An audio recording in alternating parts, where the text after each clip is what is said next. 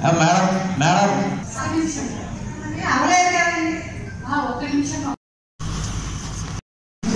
కథనాలతో మన యొక్క ప్రాంగణానికి ఆహ్వానం తెలియజేసుకుంటున్నాము. Welcome madam, welcome sir, welcome madam. Shrimati collector గారు, మ్యాజిస్ట్రేట్ గారు అయిన డాక్టర్ గారు అయిన కె మాధవీలత గారికి హృదయపూర్వకమైన ఆహ్వానం తెలియజేసుకుంటున్నాము. పిహెచ్డి పట్టా పొందే డాక్టర్ గారు ఇద్దరు కూడా మన యొక్క జిల్లాకి గొప్ప పేరు ప్రఖ్యాతలు తీసుకొస్తున్నారు డాక్టర్ గారు. Thank you.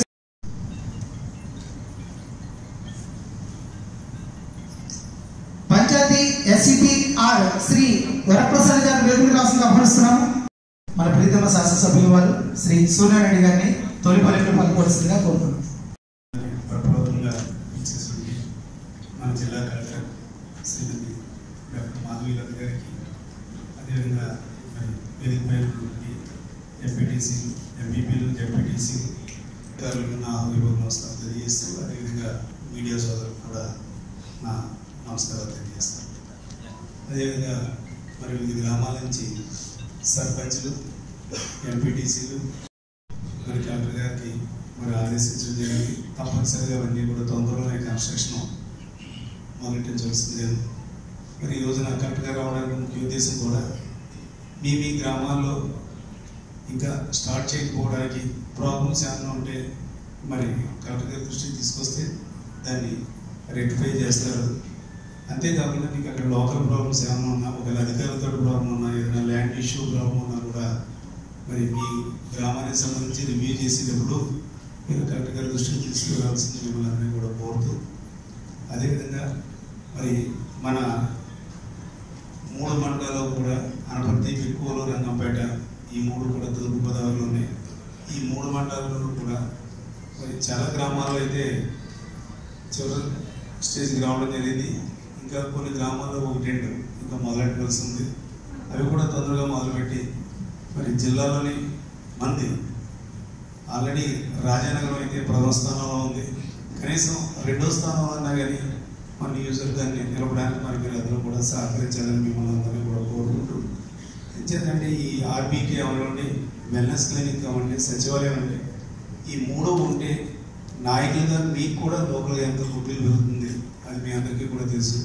మరి రాబోయే రోజుల్లో వెల్నెస్ క్లినిక్ ద్వారా మరి గ్రామంలో ఉన్నటువంటి ఎవరైతే పేషెంట్లు ఉన్నారో వాళ్ళందరికీ కూడా రొటీన్ జబ్బులన్నిటికీ కూడా మరి ట్రీట్మెంట్ కూడా అక్కడే అందే అవకాశం ఉంటుంది. కాబట్టి తొందరలోనే వెల్నెస్ క్లినిక్ స్టార్ట్ చేయాల్సింది మిమ్మల్ని అందరినీ కోరుతూ, అదేవిధంగా ఆర్బీకే మరి రైతులకి ఏ రకంగా ఉపయోగపడుతుంది అన్నది ఆల్రెడీ మీ అందరికీ కూడా తెలుసు.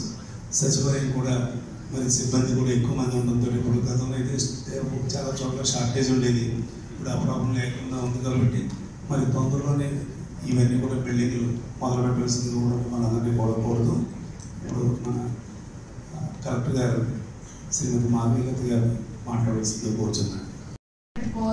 రోజులు యాక్చువల్గా అయితే, కానీ ఈరోజు మనం కూర్చొని ఎందుకు అక్కడ బిల్డింగ్స్ కంప్లీట్ అవ్వలేదు, ఏ గ్రామంలో ఏ సమస్య ఉంది అనేది పరిశీలించుకుంటున్నాము అంటే, ఎందుకు ఈ గ్యాప్ వచ్చింది అనేది మనము స్టడీ చేసుకోవాలనే ఉద్దేశంతో ఈరోజు మీటింగ్ పెట్టడం జరిగింది. అయితే ఫస్ట్ మనం అందరం కూడా ఇక్కడ గ్రామ వ్యవస్థలో ఉన్న సర్పంచెస్ కానీ, ఎంపీపీస్ కానీ, ఎంపీటీసీలు కానీ అందరూ ఉన్నారు. కాబట్టి ముఖ్యంగా సచివాలయ వ్యవస్థ గురించి కానీ, వాలంటీర్ వ్యవస్థ గురించి కానీ మీ అందరు కూడా చాలా దగ్గరగా, మాకన్నా ఒక డిస్ట్రిక్ట్ కలెక్టర్ కన్నా మీరు ఇంకా దగ్గర నుంచి చూస్తూ ఉంటారు వాళ్ళు. నిన్న మనకి ఫ్లడ్స్ సిచ్యువేషన్ రావడం జరిగింది జిల్లాలో. నేను ములకల్లంక అనే విలేజ్కి వెళ్ళాను. అంటే ములకల్లంక విలేజ్ కంప్లీట్గా కట్ ఆఫ్ అయిపోయింది. గోదావరి నది అటు పక్కన ఉంది, వెళ్ళడానికి రోడ్డు లేదు, ఓన్లీ బోట్లో మాత్రమే మనం వెళ్ళగలం. ఆ ఊర్లో ప్రజలకి ఇంతకు ముందు గత 2 సంవత్సరాల క్రితము ఎప్పుడైతే ఫ్లడ్ వస్తుందో అప్పుడు ఏంటి, ఒక విఆర్ఓ కానీ ఒక పంచాయత్ సెక్రటరీ కానీ ఆ ఊర్లో ఉండేవారు. అది కూడా ఏంటి, నువ్వు రాత్రి ఉండాల్సిందే అక్కడ, నీకు 24 గంటలు డ్యూటీ వేసాము అని చెప్తే అప్పుడు మాత్రమే ఆ ఆఫీసర్ అక్కడ ఉండి ఆ ఊరి విలేజర్స్ బాగోగులు చూస్తూ ఇటుపక్క ఉన్న అధికారులకి, తహసీల్దార్కి, ఆర్డీఓకి, జిల్లా కలెక్టర్కి అక్కడ ఏం జరుగుతూ ఉంది, ఎలా ఉంది పరిస్థితి అని తెలియజేసేవారు. కానీ ఈరోజు పరిస్థితి ఎలా ఉంది అంటే, ఆ ఊర్లో ఒక వెల్నెస్ క్లినిక్ కట్టాము. అక్కడ ఆశా వర్కర్స్, ఏఎన్ఎంస్, డాక్టర్స్ ఉన్నారు. ఏఎన్ఎంస్ నైట్ డ్యూటీస్ వేసుకున్నారు. అన్ని మందులు అందుబాటులో ఉన్నాయి. ఈ టైంలో పాము కాట్లకు గురి అవుతారని దానికి సంబంధించిన మందులు ఉన్నాయి. అదేవిధంగా విలేజ్ అగ్రికల్చర్ అసిస్టెంట్, అక్కడ ఆర్బీకే కన్స్ట్రక్షన్ అయిపోయింది, అమ్మాయి కూడా అక్కడ ఉంది. సచివాలయంకి వస్తే అక్కడ ఉన్న వాలంటీర్లు, సచివాలయ సిబ్బంది, వాలంటీర్స్ అయితే అక్కడే ఉన్నారు రాత్రంతా. సచివాలయ సిబ్బంది డ్యూటీస్ వేసుకున్నారు. ఎవరు ఏ టైంలో ఉండాలి, రాత్రంతా వారికి ఎలా అందుబాటులో ఉండాలి అంటే ఇంత పెద్ద వ్యవస్థని మనం క్రియేట్ చేసుకున్నాం. ఇంతకుముందు ఊరికి, ఒక మండలంకి ఒక 5 మంది విఆర్ఓస్ ఉండేవాళ్ళు, 5 మంది పంచాయత్ సెక్రటరీస్ ఉండేవాళ్ళు. మనకున్న 20 గ్రామాలకి ఆ 8 మందికే మనం ఇన్ఛార్జెస్ ఇచ్చి నడిపించేవాళ్ళం. ఇప్పుడు ఈ వాలంటీర్స్ వ్యవస్థ, సచివాలయ వ్యవస్థ వచ్చాక నిన్న ఒక గ్రామంలో విజిట్ చేస్తే ఫ్లడ్ సిచ్యువేషన్ అలా ఉంది అంటే మన వాలంటీర్ వ్యవస్థ కానీ, సచివాలయ సిబ్బంది కానీ ఎంత చక్కగా పనిచేస్తున్నారు, వారి సర్వీసెస్ మనం అందరూ అర్థం చేసుకోవాలి. నిజంగానే I salute all the functionaries, సచివాలయ సిబ్బంది అందరికీ. They are doing wonderful job. అయితే వాళ్ళని ఎలా మనం యూటిలైజ్ చేసుకోవాలి అనేది మనకు తెలియదు. అయితే ఈ వ్యవస్థను మనం క్రియేట్ చేసిన తర్వాత ఒక కలెక్టర్ ఏమో కలెక్టరేట్లో కూర్చొని ఉంటారు, ఆర్డీఓ ఆఫీస్లో కూర్చుంటారు, తహసీల్దార్ ఆఫీస్, ఎంపీడీఓ ఆఫీస్. సో వీళ్ళందరినీ ఈ వ్యవస్థని ఎక్కడ కూర్చోపెట్టాలి? వీళ్ళని తీసుకొచ్చి మండలంలో కూర్చోపెడితే గ్రామస్తులకి ఎలా అందుబాటులో ఉంటారు, మీకు ఎలా అందుబాటులో ఉంటారు? సో మళ్ళీ అది సేమ్ పాత వ్యవస్థే అవుతుంది అనే ఉద్దేశంతో మన ముఖ్యమంత్రి గారు ప్రతి గ్రామంలో కూడా సచివాలయం కట్టాలి, ఆర్బీకే కట్టాలి, వెల్నెస్ క్లినిక్ కట్టాలి అనే ఉద్దేశంతో ఈ 3 బిల్డింగ్స్ కట్టిస్తున్నారు. పోయిన నెల ఒకరు అడిగారు నన్ను, ఎందుకు మేడం ప్రతి ఊర్లో కట్టించాల్సిన అవసరం ఏముంది అని అడిగారు. మనం అలా అనుకోకూడదు, ఎందుకంటే వాళ్ళ సర్వీసెస్ ఆ గ్రామంలోనే అవసరం. నిన్న మనం ఈ ఫ్లడ్ సిచ్యువేషన్ లో వచ్చిన జస్ట్ చిన్న ఎగ్జాంపుల్ తో మనకు అర్థమవుతుంది. వారు ఆ గ్రామంలోనే ఒక ఆఫీస్ కట్టిస్తే అక్కడే ప్రజలకు అందుబాటులో ఉంటారు.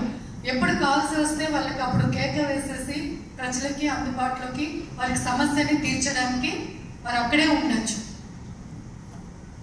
కాబట్టి ఖచ్చితంగా అక్కడ వారికి ఆఫీసెస్ కట్టాలి, ప్రజలకి అందుబాటులోకి తేవాలి. ఆ సర్వీసెస్ కోసం వాళ్ళు మళ్ళీ మండలికి తిరగకూడదు అనే ఉద్దేశంతో ఈ 3 బిల్డింగ్స్ కట్టేస్తే అక్కడే ఉంటారు, స్టాఫ్ అంతా కూడా అక్కడే ఉంటారు, ప్రజలకి అందుబాటులో ఉంటారనే ఉద్దేశంతో ఈ బిల్డింగ్స్ త్వరితగిన మనం కంప్లీట్ చేసుకోవాలి అనేది ముఖ్యమంత్రి గారి ఆదేశాలు కానీ, ఆయన ఇచ్చిన సూచనలు కానీ, ఆయన ఇచ్చిన సలహా కానీ ఏదైనా అనుకో, మనము ఖచ్చితంగా వ్యవస్థని విలేజ్లోనే ఉండేటట్లు చూడాలి. ఏముంది, కలెక్టర్ ఇప్పుడు విజయవాడలో ఉండొచ్చు కదా, ఎందుకు రాజమండ్రిలోనే ఉండాలి? విజయవాడలో ఉంటే నా పిల్లలకి ఇంకా మంచి ఎడ్యుకేషన్ ఉంటుంది కదా, ఎందుకు రాజమండ్రిలోనే ఉండాలి? ఎందుకు తహసీల్దార్ ఇక్కడే అనపర్తిలోనే ఉండాలి ఆఫీస్?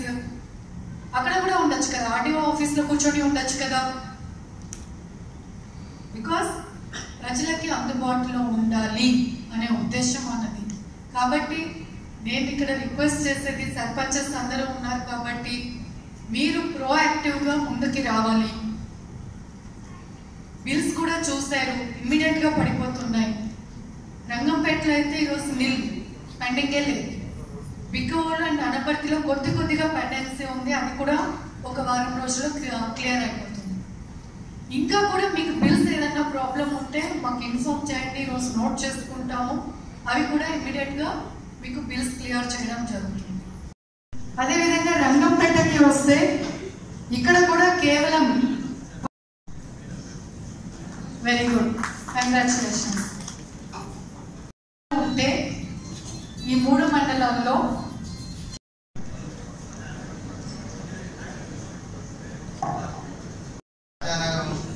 వస్తున్నది.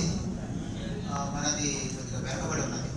ఎంత మేడం గారు సచివాలయ బిల్డింగ్స్ 59 శాంక్షన్ అయితే ఇప్పటి వరకు మనం 33 మాత్రమే కంప్లీట్ చేసుకోవడం జరిగింది. 33 అంటే ఫిజికల్లీ కంప్లీటెడ్, కొద్దిగా 20% పని మిగిలి ఉన్నాం. అలాగే ఆర్బీకే రైతు భరోసా కేంద్రాల్లో కూడా 59కి మరి 18 మాత్రమే ఫిజికల్లీ కంప్లీటెడ్గా ఉంది. చాలా తక్కువ శాంక్షన్ కంప్లీట్ అయ్యడం జరిగింది. ఇక వెల్నెస్ క్లినిక్స్కి వచ్చేటప్పటికి 50కి 11 మాత్రమే ఫిజికల్లీ కంప్లీట్లో తీసుకురావడం జరిగింది. నాకు తెలిసిన విషయం ఏంటంటే ఈ కాన్స్టిట్యున్సీలో బాగా ధనవంతులు ఉన్నారు. రైస్ మిల్లర్స్ కానీ, వడ్డీ వ్యాపారస్తులు కానీ, పెద్ద పెద్ద వాళ్ళు ఉన్నారు, ఆర్థికంగా బలమైన వాళ్ళు. కానీ ఇంతకన్నా తక్కువగా ఉన్న కాన్స్టిట్యున్సీస్లో కానీ, మండల్స్లో కానీ ఈ బిల్డింగ్స్ కన్స్ట్రక్షన్ చాలా స్పీడ్గా ఉంది. గోపాలపురం కాన్స్టిట్యున్సీ ఉంది, అది జంగారెడ్డిగూడెం ఏజెన్సీకి సంబంధించిన అది. గోపాలపురం, దేవరపల్లి, నల్లజర్ల అక్కడ కూడా 80% కంప్లీట్ అయిపోయింది. మన దగ్గరే కావడంలా, మన దగ్గర అందరూ కూడా చాలా బాగా మాట్లాడారు. మాటలు మాత్రం చాలా బాగున్నాయి. మీరందరూ ఏమైనా అనుకోండి, నేను గత 3 సంవత్సరాలుగా చూస్తున్నాను ఈ కాన్స్టిట్యున్సీని. మీటింగ్ పెడితే అధికారుల మీద తిరగబడటమే తప్ప పని చేసి చూపించేది లేదు ఈ కాన్స్టిట్యున్సీలో ఉన్న పెద్దలకి. ఎందుకని అలాగా? ధనవంతులు ఉన్నారు ఈ కాన్స్టిట్యున్సీలో, పెద్ద పెద్ద ధనవంతులు. ఈ కాన్స్టిట్యున్సీలో 40 కోట్లతో ఒక బిల్డింగ్, 40 crores ఒక ఓన్ హౌస్ బిల్డింగ్. ఇది ఫంక్షన్ హాల్ కాదండి, సొంత ఇల్లు 40 కోట్లతో కట్టిన వ్యక్తులు కూడా ఉన్నారు ఇక్కడ ఈ కాన్స్టిట్యున్సీలో. కానీ మన బిల్డింగ్స్, ఈ బిల్డింగ్స్ కట్టడం వల్ల గ్రామానికి ఎంత అభివృద్ధి, గ్రామానికి ఎటువంటి ఇన్ఫ్రాస్ట్రక్చర్ వస్తుంది, ఎటువంటిది కావాలన్నా కూడా ఒక వెల్నెస్ సెంటర్ ఉంటే మన గ్రామంలో ఎవరికైనా రాత్రిపూట అత్యవసరమైన హాస్పిటల్కి వెళ్ళవలసిన పరిస్థితి వస్తే, ఆరోగ్య పరిస్థితి ఏమైనా ఇబ్బంది కలిగితే మనకి ఫస్ట్ ఎయిడ్ అక్కడ దొరుకుతుంది కదా. అలాగే ఆర్బీకే ఉన్నట్లయితే మన ప్రోడక్ట్స్ అన్ని కూడా, అగ్రికల్చర్ ప్రోడక్ట్స్ అన్ని కూడా అక్కడ అమ్ముకోవడానికి కానీ, మనకు కావాల్సిన పెస్టిసైడ్ కానీ, ఫర్టిలైజర్ కానీ అక్కడ తీసుకోవడానికి కానీ, క్రాప్ లోన్స్ కానీ రకరకాల పనులు ఆర్బీకేలో జరుగుతాయి. సచివాలయంలో తెల్లవారులేస్తే గతంలో మనకి సర్టిఫికెట్స్ కావాలంటే ఎంతో దూరం వెళ్ళవలసి వచ్చేది. ఇప్పుడు ప్రతి సర్వీస్ కూడా మన గ్రామంలోనే వస్తున్నాయి. ఒకటి ఆయన చెప్పిన దాంట్లో కొత్త జిల్లాలు ఏర్పాటు చేసిన తర్వాత 7 మంది ఎమ్మెల్యేస్, ఒక ఎంపీ గారితోనే కలెక్టర్ గారికి పని ఉంది. చిన్న జ్యూరిస్డిక్షన్ అయిపోయింది.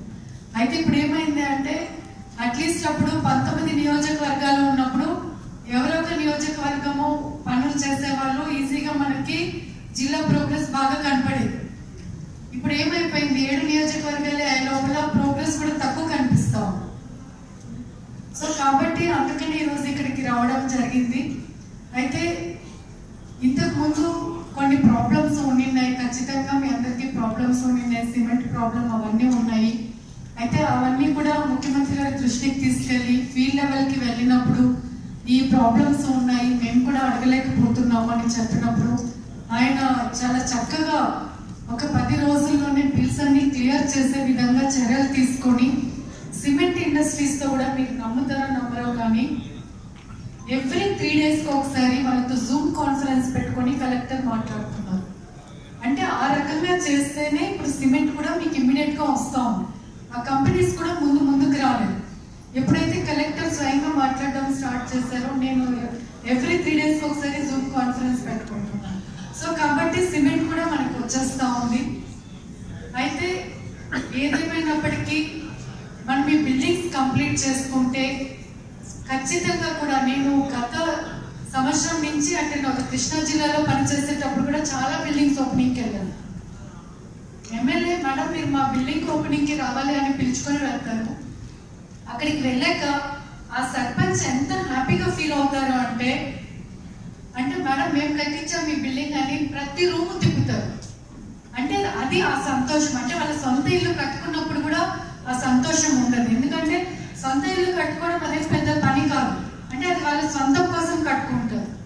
కానీ కి ఒక బిల్డింగ్ నేను కట్టాను, ఇంత బాగా కట్టాను అని ఆ బిల్డింగ్ లో ప్రతి రూమ్ చూపించినప్పుడు ఆ సర్పంచ్ లేదా ఊరి పెద్ద పడే ఆనందం నిజంగానే అది చాలా మనం వర్ణించలేము. ఆ ఆనందం ఆ బిల్డింగ్ మీద ఆ ఊర్లో ఒక మార్క్ వేయాలి. ఆ శిలాఫలకం మీద మీ పేరు ఉండిపోతుంది, చిరస్థాయిగా మీ పేరు ఉండిపోతుంది. సో ప్రతి ఒక్కరు కూడా ఆ దిశగా కృషి చేయాలి.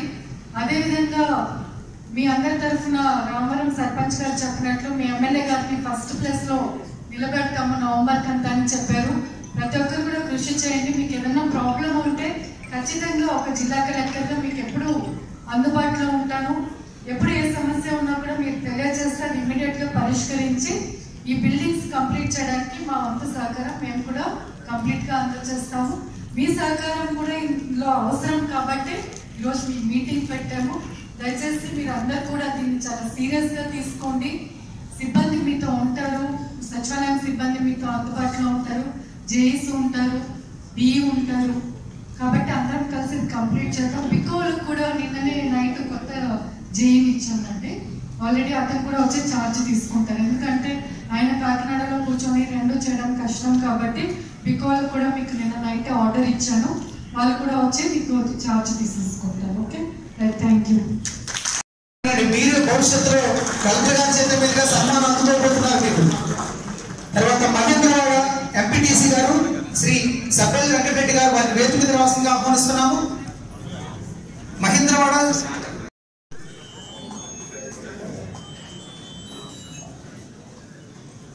ప్రొలమూరు వైస్ ప్రెసిడెంట్ గారు శ్రీ సత్తి సోరారెడ్డి గారు వారి వేదిక మీద రావాల్సిందిగా ఆహ్వానిస్తున్నాము.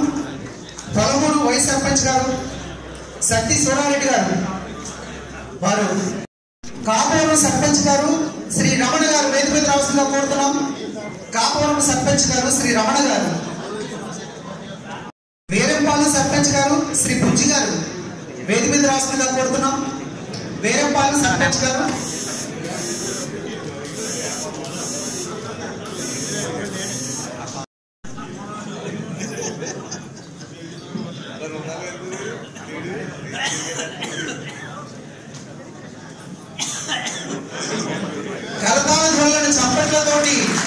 చప్పట్లతో ఆహ్వానించాలి, అలాగే చప్పట్లతో అభినందించాలి.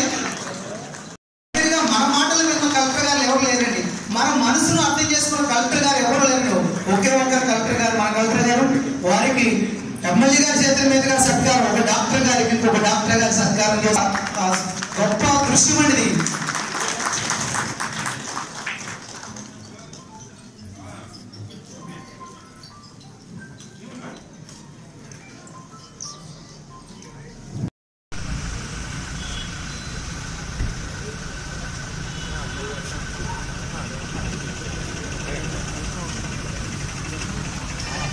Claro.